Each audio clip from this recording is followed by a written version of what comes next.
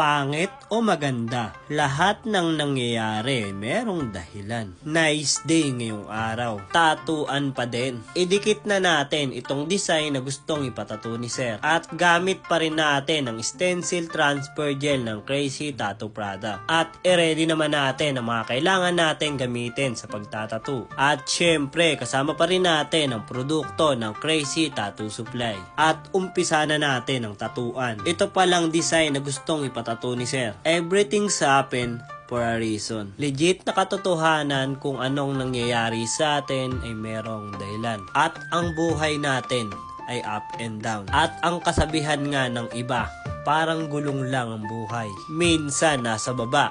At parang ang gulong, darating din yung oras na nasa taas ka naman. Pero bawat nangyayari ay merong dahilan. Kaya siguro nararanasan natin yung up and down para mas lalong maintindihan natin yung cycle ng mundo. Kung paano masaktan, bumangon muli at maging malakas. At hindi naman natin masasabi ng biglaan na malakas na tayo kung hindi tayo nakaranas ng hirap. Parang pagkain na matamis at mapait.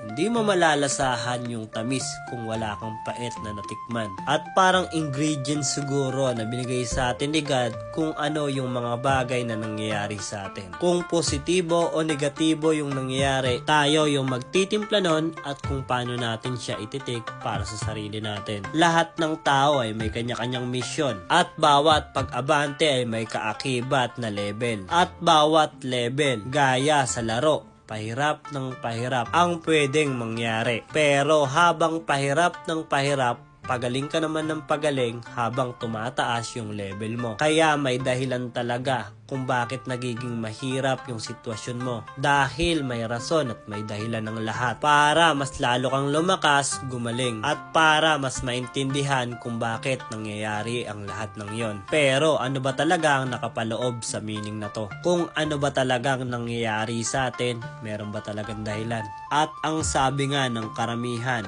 kapag may nawala, may papalit. Kapag may umalis, may darating. Kaya kung ano man yung nangyayari sa atin, gawing lesson ng lahat at huwag puro reklamo. Legit na limitado lang yung oras na pamamalagi natin dito. Kaya kung may dahilan lahat ng mga nangyayari sa atin, baka tayo rin yung kasagutan o makakasolusyon. Pero bigla lang ako napaisip. At ang malaking tanong, may dahilan din ba o sapat na dahilan kung bakit isa-isa tayong mawawala? Pero wag mo nang masyadong seryoso dahil alam naman natin na may dahilan talaga ang lahat. At eto na nga, patapos na rin tayo. At hindi na natin to papatagalin pa. Linisan na natin to gamit ang foaming soap ng Crazy Tattoo Product. At eto na nga yung kinalabasan sa ginawa nating tattoo kay Sir.